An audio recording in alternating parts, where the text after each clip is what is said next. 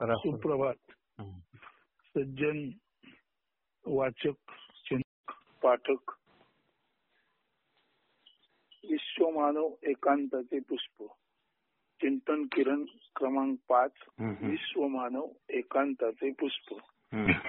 अथांग खवळलेला सागर, गर्जना करणाऱ्या लाटा, उंच उंच होत सागर किनाऱ्यावर त्या समुद्र प्रेम प्रसर होत्या.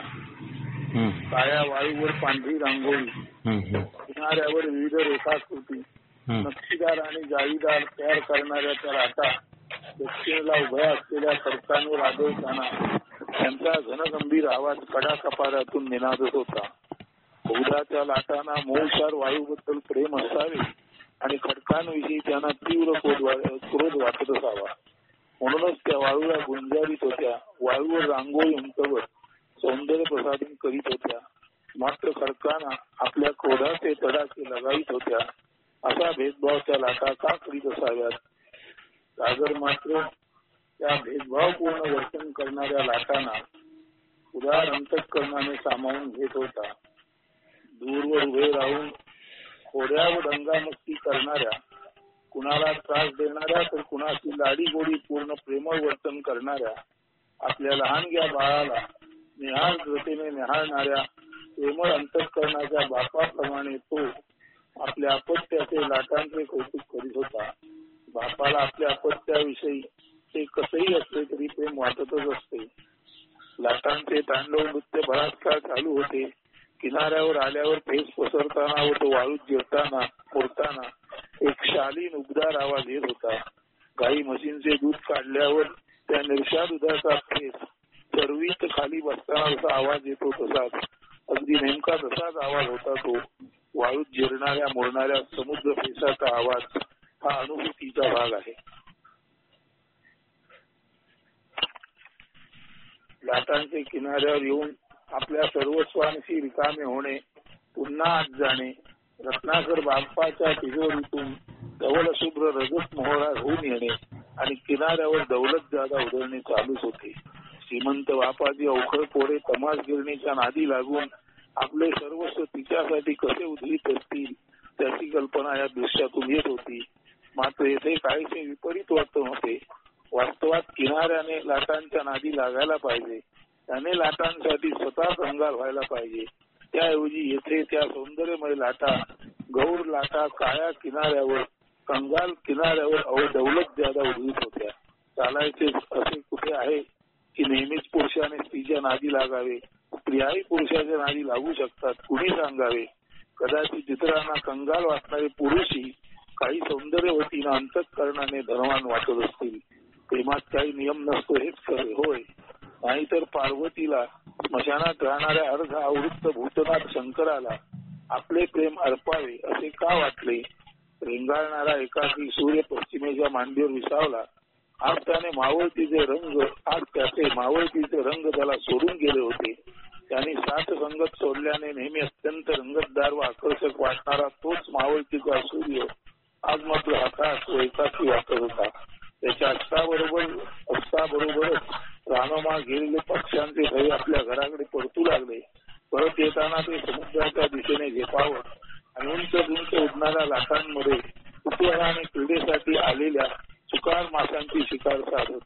काही काळ संधी प्रकाशात हा खेळ चालू होता.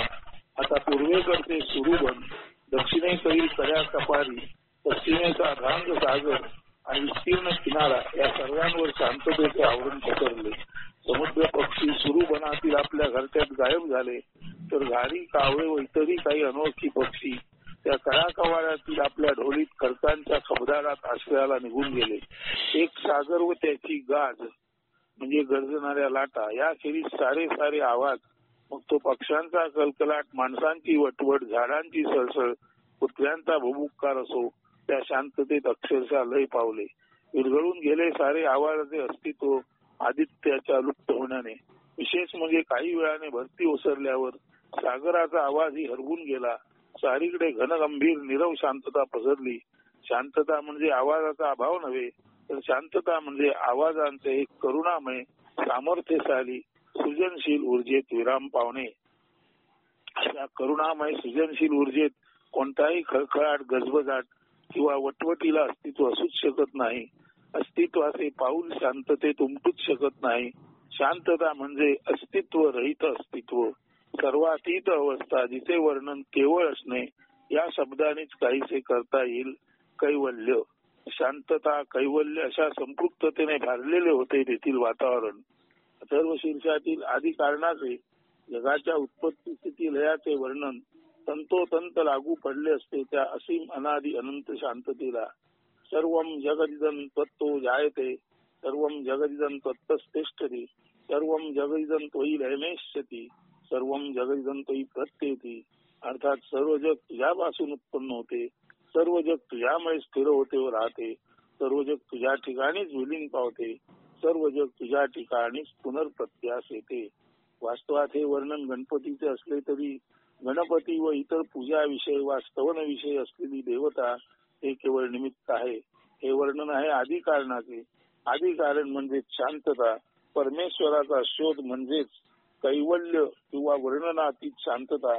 शांतता सर्वात पलीकडची, सर्वात वरची अवस्थातीत अवस्था. नैसर्गिकरित्या तयार झालेल्या खडकातील आसनावर तो बसला होता एकांतात. एकांत म्हणजे प्रथम अनेकांचा एकात अंत होणे आणि नंतर त्या एकाचाही अंत होणे. अनेकाचा एकात अंत होईपर्यंत जाणवणारा तो एक तरी असतो. मात्र त्या एकाचाही अंत झाल्यावर तिथे काय असेल, कसे सांगावे, कसे अनुमान लावावे. कारण तेव्हा तर जाणवणाऱ्या एकाचाही अंत होतो. तेथे जाणीवच नष्ट होते. तेथे जाणीव व नेणीव एकच होतात. मग काय बरे उरत असावे. अद्याप एकाचा अंत झालेला नाही तोपर्यंत म्हणावेसे वाटते की ती केवळ शांती अवस्था असावी. शांती, होय, शांतीतच मुळे आहेत सर्व जगाची. प्राध्यापक महाशयाने त्या शांतीला प्रश्न केला. संवेदनशीलता, प्रज्ञा प्रवाह, सम्यक व एकात्म ज्ञान, स्वरूप प्रकाश या मार्गाने चालत येता येता आपण सर्व एकातून जन्माला आले येतपर्यंत आलो. म्हणजे मी व तू असे काही वेगळे पण अस्तित्वात नाही हे लक्षात आले. पण याचा व शिक्षणाचा संबंध नेमकेपणाने कसा सांगावा मांडावा. तो म्हणाला, असे पहा, सारे विश्व हे ते घर आहे असा बोध झाल्यावर आपण या घरात राहणारे सर्व मानवाचे आत्मभान, ह्युमन कॉन्शियसनेस एकच असते त्या निष्कर्षापर्यंत आपोआप आलो. आत्मभान एक बनल्यावर स्वाभाविकच माझे सुख तेच तुझे सुख व माझे दुःख तेच तुझे दुःख, किंवा उलट म्हटले तरी चालेल, या पायरीपर्यंत येतो. आता सुखदुःखे सर्वांची एक आणि एकच बनली तर भेदाला थारा तो कुठून राहणार. तेथे भेदच नाही, तेथे स्पर्धा तरी कुठून येणार. स्पर्धा करायचीच म्हटले तर कोण कोणाशी स्पर्धा करणार. मी व तू भाव नष्ट झाल्यावर मी माझ्याशीच स्पर्धा करू शकतो काय. निश्चितच नाही. म्हणजे एकात्म भावामुळे स्पर्धा, महत्वाकांक्षा, कशाच्या तरी पाठी व काहीतरी मिळवण्यासाठी धावणे, हाव, लोभ, अभिलाषा यांचा लय झाला. या साऱ्यांचा लय झाल्यावर धर्म, राष्ट्र हे भेदही निरर्थक ठरतात. येथे सारे भेद निरर्थक ठरले. येथे आपण जी आजपर्यंत उराशी कवटाळीत बसलो होतो ती भ्रामक मूल्यही गळून पडणार हे निश्चित. काय आहेत आपली जुनी व भ्रामक मूल्ये. धर्म, राष्ट्र यावत ते ममत्व व प्रेम. काय आहेत आपली जुनी व भ्रामक मूल्ये. धर्म, राष्ट्र याबाबतचे ममत्व व प्रेम असे काही वेगळेपणाने अस्तित्वातच नाही हे लक्षात आल्यावर सर्पाने काठ टाकून नवी कांतिमान प्रजा धारण करावी तसे घडते. आता मानव एकात्म भावाने विश्व मानव या मूल्यापर्यंत पोचतो. जुनी मूल्ये गळून पडतात आणि नवीन मूल्ये अस्तित्वात येतात. शिक्षणाचा हेतूही बदलतो. हे विश्वजी माझे घर ऐसी मती ज्याची स्थिर अशा विवेकी सुसंवादी माणूस घडवणे असा हेतू अस्तित्वात येतो.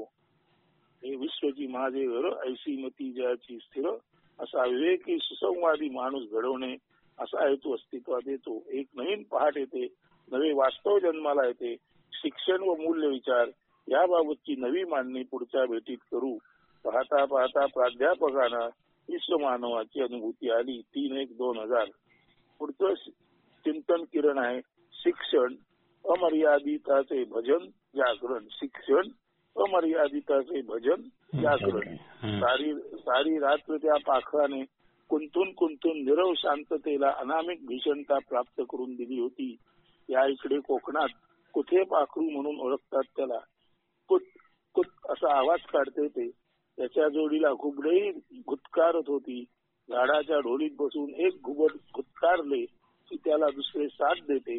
दूरवरून हाका मारून बोलवल्यासारखे औ औ अशा हाका मारत होती ती एकमेकांना. एक हुमण ही असे करुण व आर्त हुंकारत होते. ही तीनही पाखरे व त्यांचे विशिष्ट ओरडणे म्हणजे वास्तवात शांततेचे करुणाष्टक असते. त्यांच्या ओरडण्याने शांततेचे गहिरे पण अधिकच दाट व गहिरे होते. पण बिचाऱ्यांच्या माथी मानवाने मृत्यूचे दूत मरणाचे हाकारे म्हणजे मृत्यूला बोलावणारे असा ठपका ठेवला होता. त्यांना निसर्गाने दिलेल्या आवाजात ती ओरडतात तितकीच दाट व गहिरी शांतता त्यांच्या ओरडण्याने ढवळून निघते हेही खरेच. ज्यांना मनशांतीच्या अभावाने झोप येत नाही त्यांची झोप या विचित्र ओरडणाऱ्या पाखरांमुळे अधिकच दुर्लभ होते हेही खरेच. मात्र याचा अर्थ असा नाही की आपल्या अनुचित कर्मामुळे झोपेला पारख्या झालेल्या दुरावलेल्या माणसाने आपल्या भयगंडाचे खापर या दुबळ्या पाखरांच्या माती फोडावे. असेच होते नेहमी. आपल्या अनुचित वर्तनाची कबुली देण्याची हिंमत नसणारे कुणी ना कुणी दुसऱ्याला बळीचा बकरा शोधतात. दुसरे देणे, निर्भयतेने सदोष मान्य न करणे यालाच मानवी शिष्टाचार म्हणतात. ती लांबलेली दीर्घ रात्र एकदाची अस्तंगत झाली. रात्री ओरडणारी पाखरे आता शांत झाली. जणू पहाटेच्या चाहुलीने त्यांची रात्र सुरू झाली होती. आता ती निघणार होती आणि जग जागे होणार होते. परमेश्वरी साम्राज्यातले योगीच ते.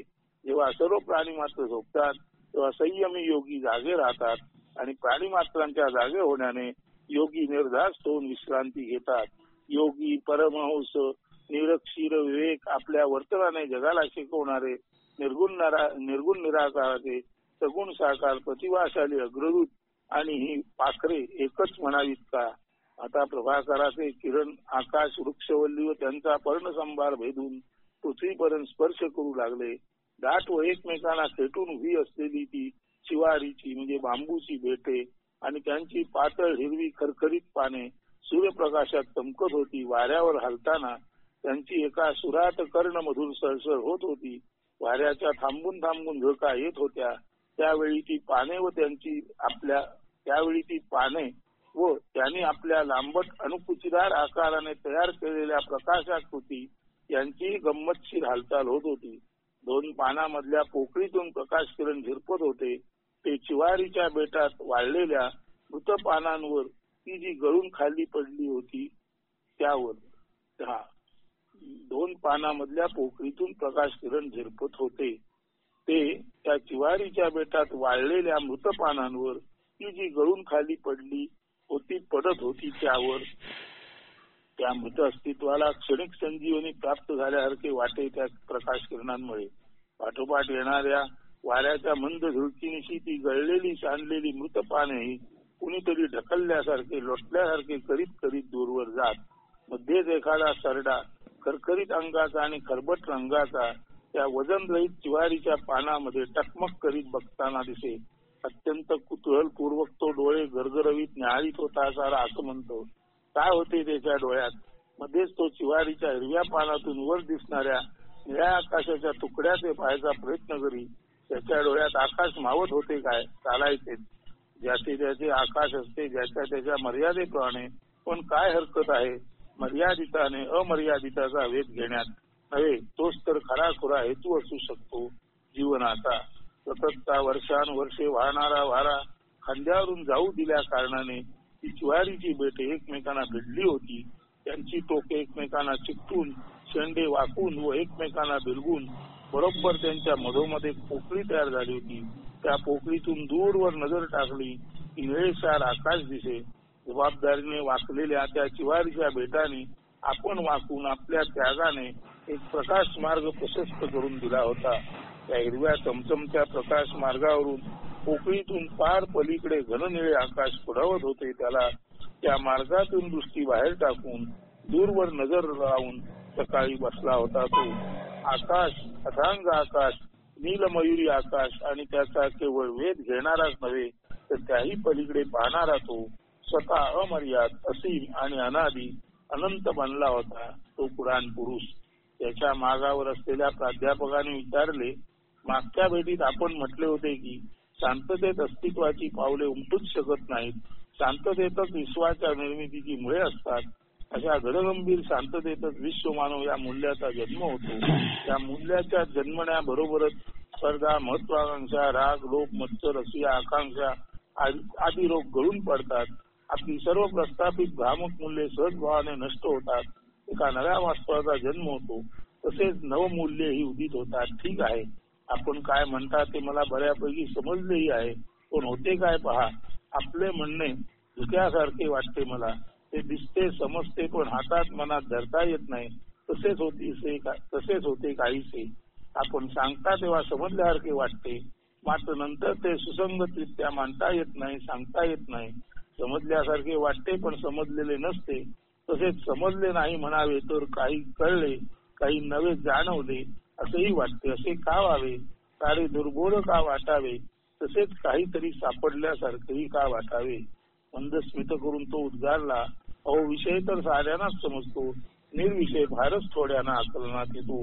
निर्विषय याचा अर्थ असा की नेमकेपणाने काही न ठरवता, ना दिशा, ना योजना, ना ध्येय, ना दिवस वेळेची मर्यादा स्वतःसाठी बांधून घेता प्रवासाला निघणे. हा प्रवास असतो अमर्यादिताचा. अमर्यादिताच्या प्रवासात आपले मर्यादित आखीव रेखीव नियोजन कामी येतच नाही. यावेळी मेंदू परिपूर्ण निश्चल असतो, या प्रतिक्रिया रहित असतो. त्यावेळीच तर तो मुक्त असतो. त्याच्या पेशी नेहमीच्या आशा अभिलाषेच्या क्षुद्र खेळापासून मुक्त असतात.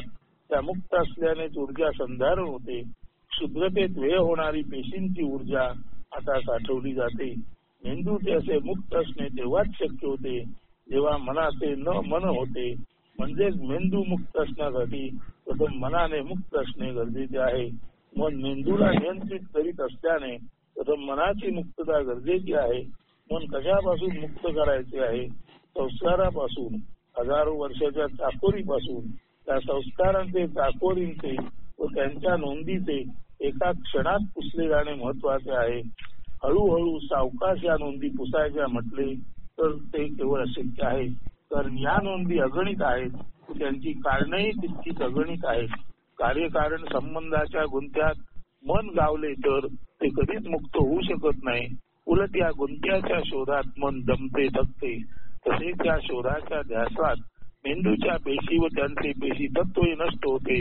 असे नष्ट होणे म्हणजेच वार्धक्य. मेंदूच्या पेशींचे मरणे म्हणजेच मृत्यू. मृत्यू तर अटळ आहे, मात्र संस्कारबद्ध असलेल्याला फक्त शक्य आहे तो केवळ मृत्यूच. मर्यादित जीवनात जर खरोखरीचा काही शोध घ्यायचा असेल, नूतन, कधीही न पाहिलेले स्पर्श असे पुष्प उमळायचे असेल तर न मन होणे महत्वाचे आहे. साऱ्या चाकोरीना, पद्धतीना, योजनांना फटकारणे, नाकारणे महत्वाचे आहे. एक बंड आहे. हे बंड प्रत्येक मी नाही करायचे आहे. त्याने दुसऱ्याला पहिले आप असे म्हणून जबाबदारी टाळून चालणार नाही. Skin saving game is not important. तर कातडी बचाव धोरण इथे चालणार नाही. अशा न मन होण्याचा सर्वात सोपा मार्ग आहे तो म्हणजे जे जसे आहे ते तसे पाहणे. त्या पाहण्यातूनच वास्तवाचा बोध होतो. यातूनच मी म्हणजे मीचा आशय हे लक्षात येते. साऱ्या मानव जातीचा हजारो लाखो वर्षांचा भेदाभेद, संघर्ष, हिंसा यांचा आशय ध्यानात येतो. त्या आशयाचे हिंस्त्र पाशवी रूप लक्षात येते. एकदा का मी या कालसर्पाचे, त्याच्या विषाक्त अंतरंगाचे रूप ध्यानात आले की कुणीही वाजवी साधा सरळ माणूस या मीला बाळगणारच नाही.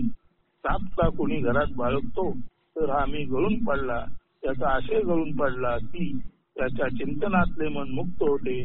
मनाचाही आशय जो असतो केवळ मी आणि माझ्याविषयी या चिंतनाचे चरवित चरवण गळून पडतो. आशय रहित मन म्हणजेच न मन. आता गंमत पहा. मी नष्ट झाला, मन नमन झाले, मेंदूच्या पेशी मुक्त झाल्या. याचा अर्थ आता त्याने ऊर्जा संधारण, एनर्जी कॉन्झर्वेशन केले. आता मेंदू केवळ व्यावहारिक व तांत्रिक गरजेच्या तेवढ्याच नोंदी करीन. तो मी तूपणाच्या नोंदी करून परत नेहमीच्या दुष्टचक्रात, संस्कृतीत अडकणार नाही. याचा परिणाम काय होतो तो मागे आपण पाहिलाच आहे. नष्ट झालेला मी विश्वमानव बनला. नमन झालेल्या मनाचेही आता विश्वमन निश्चितच होईल. हेच आहे मनाचे विश्वमन होणे. मी पासून विश्वमानव, न मनापासून विश्वमन, आणि अर्थातच मेंदूच्या मुक्ततेपासून, ऊर्जा संधारणापासून मेंदूचाही वैश्विक मेंदू होणे अगदी शक्य आहे, नव्हे ते परिपूर्ण वास्तवच आहे. तर विश्वमानव, विश्वमन, वैश्विक मेंदू हे वास्तव आहे, हे आपण समजून घेतले पाहिजे. मात्र या वास्तवाच्या भानासाठी सर्व अस्तित्वानिशी जे जसे आहे तसे पाहता आले पाहिजे. सत्य स्वीकारण्याची निर्भयता हवी. विशेष म्हणजे ती जबाबदारी तुझी नव्हे तर माझीच आहे, हा निर्णय प्रत्येकाचा व्हायला हवा. हे सारे चिंतन शांततेच्या उदरात, तिच्या गर्भात दडलेले असते. त्या शांततेच्या गर्भात उतरायची हिंमत ज्यामुळे मिळते तेच ज्ञान होय. असे निर्भय बनवते काय आपणाला ते शिक्षण. कालबाह्य मूल्य संच टाकण्यापूर्वी आणि नवमूल्य स्वीकारण्यापूर्वी हे जागरण भजन वरचेवर करणे अत्यावश्यकच आहे. फार फार दक्षतापूर्वक व काळजीपूर्वक शिक्षणाकडे पाहणे गरजेचे आहे. येथे निर्णयाची घाई गडबड उपयोगाची नाही. आता तरी तुमचे दुखे औषधाचे अभ्र पांगले असावे. आता सूर्य चांगलाच वर आला होता. सारे काही प्रत्येकारी तेजाने चमकत होते. 10 जानेवारी 2000. पुढचं चिंतन किरण आहे अतिथीचे आगमन. त्या जलाशयाने आकाशाला खेळले होते. तो विस्तृत वर्तुळाकार जलाशय निस्तब्ध अविचल शांततेत ध्यानमग्न होता. त्याने आपली दृष्टी आकाशाकडे लावली, अगदी एक. त्यामुळे गर्द निळ्या आकाशाचे प्रतिबिंब जलाशयात उमटले होते. आकाश सुद्धा आपले चित्ताकर्षक निळे रूप जलाशयाच्या आरशात न्याहाळीत होते. एखाद्या रूपगर्वितेप्रमाणे आपल्या रूपावर भाळलेली रूपगर्विता ज्याप्रमाणे घटका घटका आरशात स्वतःला निरखीत असते, अगदी तसेच चालू होते आकाशाचे. तासनतास स्वरूपावर फिदा झालेले ते आकाश स्वतःला त्या विस्तीर्ण वर्तुळाकार जलाशयात अनिमिष नेत्राने पाहत होते. आकाश निळे, जलाशय निळा. त्याच्या सभोवती तपश्चर्येत बग्न असली उंच उंच झाडे आणि बुटकी पण पर्ण समृद्ध झुडपे ही निळी निळी वाटत होती. त्या सकाळी सारे काही निरतिशय शांत आणि निळाईने भरलेले आणि भारलेलेही होते. तोही त्या निळ्या पहाटे जलाशयाकाठी ध्यानमग्न होता. अगदी जवळ गेल्या तरी त्याचे अस्तित्व कुणाच्याही नजरेत आले नसते. त्या कृष्ण निळ्या पहाटे तो त्या अथांग निळ्या अस्तित्वात विरघळून गेला होता. त्यालाच ध्यान म्हणतात. इंग्रजीत टू मेडिटेट याचा अर्थ स्थिरदृष्टीने आणि मनाने एखाद्या वस्तू वा विषयाकडे पाहणे असा आहे. येथे लक्षात घेण्याची गोष्ट आहे की मनाने पाहणे म्हणजे मनात ध्यान विषय असा भरून जाणे की मनाचे वेगळे अस्तित्व न राहणे. सारांश दृष्टी व मन ध्यान विषयाने भरून व भारून जाणे याचा अर्थ ध्यान. ध्यानात ध्यान विषय ध्यान करता असे उरतच नाही, केवळ ध्यानच उरते. अशाच अर्थी तेथे आकाश, जलाशय, तो, झाडे त्यापैकी काही नव्हते. होते ते केवळ एक मात्र निस्पंद ध्यान. हे ध्यान इतके प्रभावी व आवेगी होते की कोण कुणाकडे पाहत आहे हे सांगणे कठीण होते.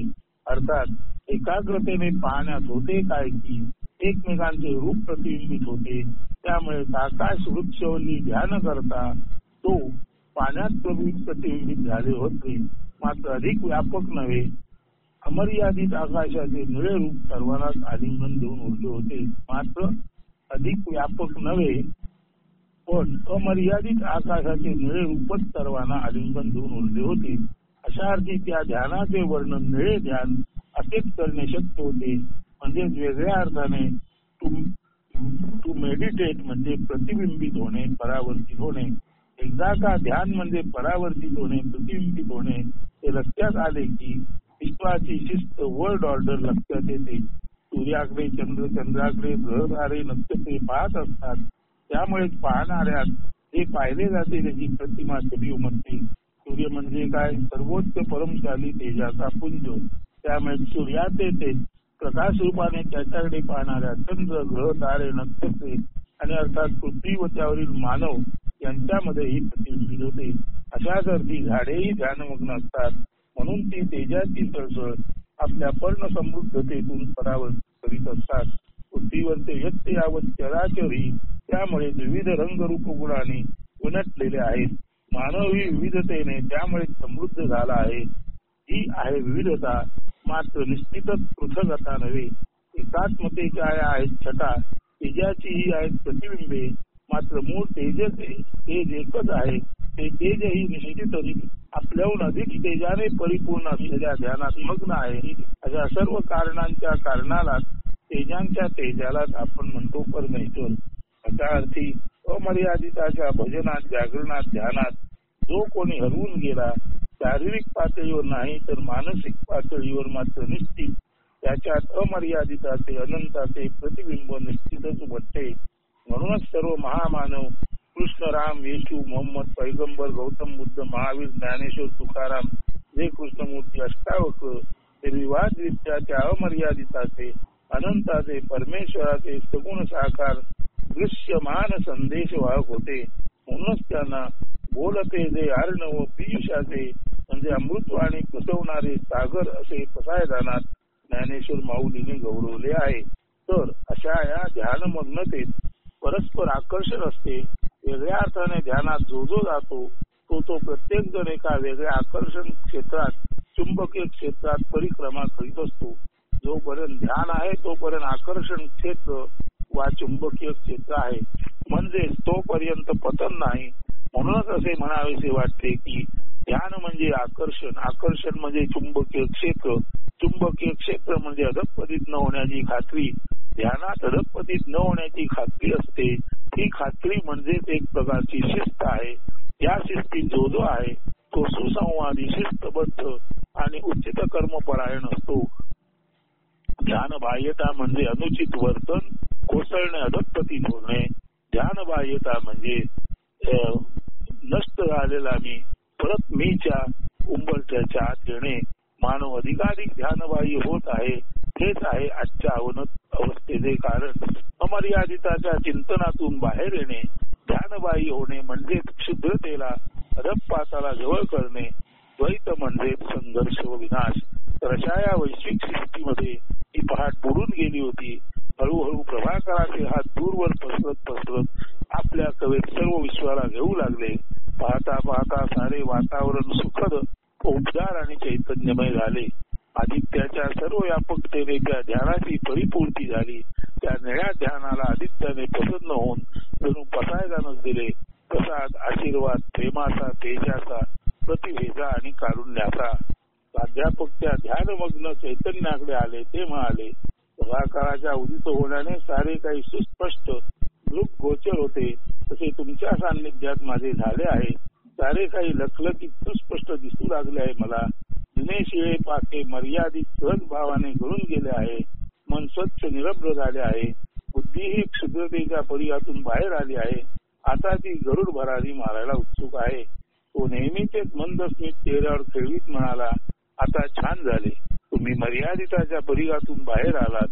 मनाचे सांधी कोपरे आणि बुद्धीचे पेशीकोश क्षुद्र मर्यादित इच्छा, आकांक्षा, अभिलाषा व स्पर्धा, महत्वाकांक्षा यापासून मुक्त झाले. तुम्ही परिपूर्ण निरोगी झालात. स्वच्छ, रिकामे व न मन झालात. शरीर व मन यांचे घर झाडून पुसून तुम्ही लक्क व थकथकीत झालात. मूल्य म्हणून बाळगलेले जुने रोग, कर्करोगाच्या ग्रंथी, विषारी साप यापासून तुमची सुटका आली. आता थोडा वेळ ध्यानात जा. अगदी न मन व्हा. पहा तुम्हाला काय दिसेल ते. जे दिसेल ते तुम्ही निश्चितच सांगाल, त्याचा उद्गार कराल. अमर्यादिताच्या चिंतनात तुम्ही शांतीला प्राप्त व्हाल आणि तेव्हा ध्यान पुष्प उमलेल. स्वागताला उत्सुक असलेल्या तुमच्या मनाच्या घरात आणि हृदयाच्या आकाशात क्षितिजावर अतिथीचे तुम्हाला दर्शन होईल. पहा पहा पहा. काही वेळ भर दिवसा आजूबाजूला सर्व चित्रविचित्र पक्ष्यांचे, सरपटणाऱ्या प्राण्यांचे आणि झाडांच्या सळसळीचे आवाज चालू असतानाही शांततेचे साम्राज्य पसरले. सूर्यप्रकाशही शांत व निळसर झाला. तसे नकळे पण सारे चराचर विराम पावले. प्राध्यापक स्वतःच ती निळी, रुजू शांतता म्हणले. अचानक शब्द उमटले त्यांच्या मुखातून. प्रभाकर ज्याप्रमाणे आपल्या तेजस्वी कराने, हाताने सर्व चराचराला स्पर्श करतो, तसे चालू आहे माझ्या अंतरंगात एक सर्वांना स्पर्श करणारा, धावू घालणारा निर्झर, आतवर खोल गर्भात किणकिणाट करीत झुळझुळतो आहे. त्याने अगदी एकटे आवत अस्तित्व, जड चेतन यांनाही आपल्या कवेत घेतले आहे. आदित्य, गरीब, श्रीमंत, जड चेतन यांचा विचार न करता सर्वांसाठी आपले तेज उजळतो. तेज उधळतो तसा हा प्रेमपाना कारुण्याचा निर्झर सर्वांसाठी आतून खळाळत आहे. माझ्या अस्तित्वाच्या सर्व शारीरिक व मानसिक भिंती ओढून आता हा प्रवाह विशाल बनला आहे. प्रेमाचा महापूर आला आहे. तुझ्यात सर्व संजीवक प्रेम, आवड निवड रहित प्रेम, आपपरभाव शून्य प्रेम. काय आहे हे? करुणा प्रेम, सर्व व्यापक व सर्वस्पर्शी. पूर्वी कधीही न पाहिलेले मी आता पाहत आहे. वृक्षवल्ली, नद्या, नाले, पर्वत, वाळ, राणे, ग्रह, तारे, नक्षत्रे, सूर्य, अनंत सूर्यमालिका यामध्येही हे प्रेम करुणा वाहत आहे. या सर्वात मी आहे आणि सर्व पलीकडेही मी आहे. साऱ्यांना व्यापून मी उरलोच आहे. त्या पलीकडे अनंत अस्तित्व रहित अस्तित्व आहे. त्या पलीकडे अनंत अस्तित्व रहित अस्तित्व आहे. तेथे प्रचंड तेजपुंज वैनतेय बनवून मी भरारी मारत आहे. त्या अस्तित्व रहित अस्तित्वाच्याही मी पलीकडे आहे. या साऱ्यांना केवळ मी आणि मीच कवेत घेतले आहे. हा मी जुनाट पुराणा शिळा व्यक्तित्व मर्यादित नाही, किंवा तो व्यक्तित्व मर्यादित मी नव्हे, तर केवळ अमर्यादित सर्व व्यापक आणि सर्व शक्तिमान आहे. ओमनी प्रेझेंट, ओमनीशन अँड ओमनी पोटंट असा आहे आम्ही. एक सर्व प्रवाही करुणा, सर्व व्यापक प्रेम जन्माला येत आहे. ही करुणा सर्वांना कवेत घेणारी आहे. Compassion that encompasses the universe. बराच काळ उन्मनी अवस्थेत प्राध्यापक महोदय होते. काही वेळाने हा प्रेमसागर शांत झाला. प्रेमाच्या उर्मी स्थिर झाल्या. प्राध्यापक भानावर आले, द्वैतात आले, उन्मनी अवस्थेतून बाहेर आले. जीवनात हा अमृत अनुभव त्यांना प्रथमच प्राप्त झाला होता. काहीसे शिणलेले तरीही चैतन्यमय भासत होते ते त्या प्रहरी. त्यांनी त्याच्याकडे पाहिले. तो म्हणाला, आता तुम्हाला जे दिसले, दर्शन झाले, त्यालाच आत्मसाक्षात्कार म्हणतात. तुमची क्षुद्रता, अहिंसा सहजभावाने पूर्णपणे नष्ट झाली आहे. तुम्ही विश्व मानव उपाधीला प्राप्त झाला आहात. तुमचे मनही आता विश्वमन बनले आहे. तुमचा मेंदूही आता वैश्विक मेंदू बनला आहे. त्याने सहजभावाने सर्व व्यापक करुणा, सर्वस्पर्शी अभेदरूपी प्रेम पाहिले आहे. अशा या अलौकिक करुणा व प्रेम या मूल्यांचे तुम्हाला दर्शन झाले आहे. हीच आहेत खरीखुरी मूल्ये. मूल्य जे मोजता येत नाही, जे अपरिमेय अनंत अनादी आहे, त्याला सत्य परमेश्वर वास्तव असे म्हणतात. पृथ्वीचा तो तुकडा करुणासागरात चिंब भिजून गेला होता. मुंगीने आकाशाला गिळले होते. अस्तु 17/1/2000.